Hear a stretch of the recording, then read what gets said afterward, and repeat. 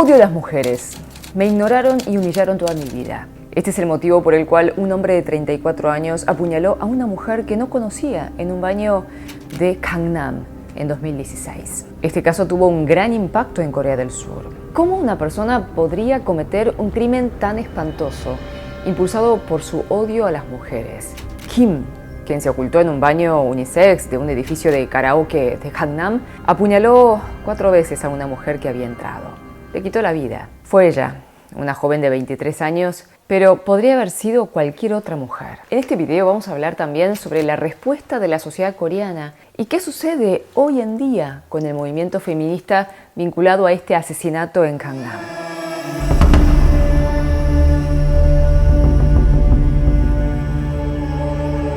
Kim era empleado de un local de alimentos cercana a la estación de Gangnam. Ingresó al baño de un edificio de karaoke alrededor de las 12:30 de la noche del 17 de mayo de 2016.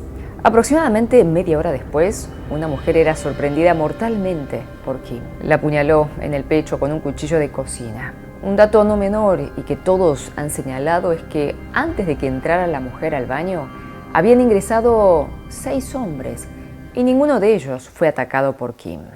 La joven de 23 años no tenía ningún tipo de relación con Kim. Simplemente era una mujer que había decidido ir al karaoke a disfrutar. Luego de ser arrestado, Kim dijo que cometió el crimen porque durante toda su vida las mujeres lo habían ignorado. Creía que las mujeres lo acosaban. Entre algunas de las cosas que mencionó en sus declaraciones en relación a su vínculo con las mujeres, dijo que ellas le impedían el paso, que caminaban despacio para hacerle perder tiempo, o que le tocaban el hombro en el metro o subte, que tiraban colillas de cigarrillo hacia él y que incluso lo molestaban en su lugar de trabajo. Recientemente él había sido transferido de lugar de trabajo y él creía que fueron comentarios de mujeres que trabajaban con él lo que hizo que lo tuvieran que cambiar de local. Kim expresó que no podía seguir viviendo de esa manera, que no podía soportar ser herido por las mujeres y que moriría si continuaba así, por lo que decidió matar. Sin embargo, a la vez decía que no tenía antipatía por las mujeres y que no se consideraba misógino y que podría haber sido cualquier otra persona. Al ser evaluado por los especialistas, se pudo ver que tenía problemas de salud mental. Entre 2003 y 2007, en su adolescencia, les comentaba a las personas cercanas que podía escuchar a alguien maldiciéndolo dentro de su cabeza. En 2008 fue diagnosticado con esquizofrenia e ingresó a un departamento de psiquiatría durante 6 meses. Pero en ese entonces no hubo ninguna agresión dirigida hacia las mujeres.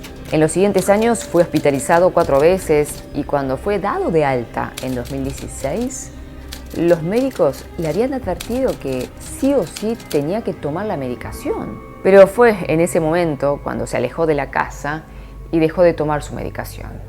El 18 de mayo, un día después del crimen, la policía llamó a la madre de Kim, quien confirmó estos registros médicos. Un investigador de Kim dijo que fue un crimen cometido por una ilusión de persecución. Expresó que el hombre sufría de esquizofrenia. El 24 de mayo, la policía lo llevó a la escena del crimen para realizar una recreación.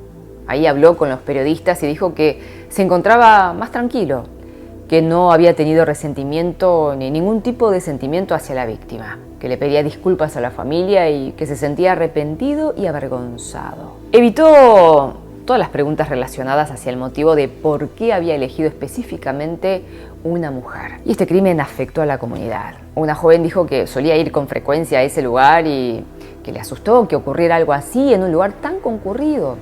Dijo que más miedo le daba saber que fue un crimen dirigido específicamente hacia una mujer y que desde que ocurrió este caso le avisa a su madre siempre que llega a casa de noche. El 30 de septiembre de 2016 se llevó adelante la audiencia donde se pedía cadena perpetua y 20 años de atención médica. El tribunal condenó a Kim a 30 años de prisión. A partir de lo sucedido, se realizó una campaña en conmemoración hacia la víctima. Esta tuvo lugar a la salida de la estación Gangnam, cerca del lugar del crimen. Aquí se colocaron flores y post-its con mensajes para recordar a la joven de 23 años. Y también mensajes de otras mujeres que habían pasado por momentos de violencia. Se planteó la misoginia como un problema social. Algunos de los mensajes que se podían leer. Yo también soy una mujer de 23 años. Es realmente triste que tengamos que temer simplemente por ser mujeres. Y algunas mujeres hacían referencia a la fortuna que tuvieron de no ser ellas. Esta campaña y los mensajes que fueron dejando las mujeres no fueron bien recibidos por una parte de la sociedad. Dijeron que eran mujeres con mentalidad de víctimas y algunos hombres expresaron que no debían ser tratados como potenciales criminales solo por ser hombres. Los médicos también se expresaron, dijeron que había una necesidad de una atención más cercana y adecuada para la población que sufre de esquizofrenia. Se realizó un estudio sobre la comparación de crímenes cometidos por personas con esta condición y crímenes cometidos por la población en general. Y se pudo observar que las tasas de criminalidad de las personas con esquizofrenia eran más bajas, pero que la prevalencia de asesinatos era 5 veces mayor. A partir de una encuesta realizada, casi un 80% de las mujeres decía sentirse atemorizada por los crímenes donde se ven envueltas las mujeres. Los 4 principales delitos son asesinato, robo, incendio premeditado y abuso sexual. Un año después del asesinato, cerca de 1000 personas marcharon en silencio por las calles de Gangnam en homenaje a la joven. La mayoría de las personas que asistieron eran jóvenes. La salida número 10 de Gangnam se convirtió en un lugar simbólico para el feminismo en Corea del Sur. Y hablar de feminismo en el país puede resultar en un debate controvertido. Este caso generó simpatía y abrió un gran debate sobre la igualdad de género. El crimen de Gangnam ha marcado a la sociedad coreana, abriendo una interesante discusión sobre la agresión hacia las mujeres. Es un tema muy controvertido, no solo en Corea del Sur, sino, en todo el mundo, ¿no? Y aún hay mucho por reflexionar, por aprender y por cambiar. Se ha visto un cambio en la sociedad, pero aún queda mucho camino por recorrer. Gracias por estar allí. Coméntenme qué les pareció este caso. Nos vemos en un próximo episodio de Expedientes Coreanos.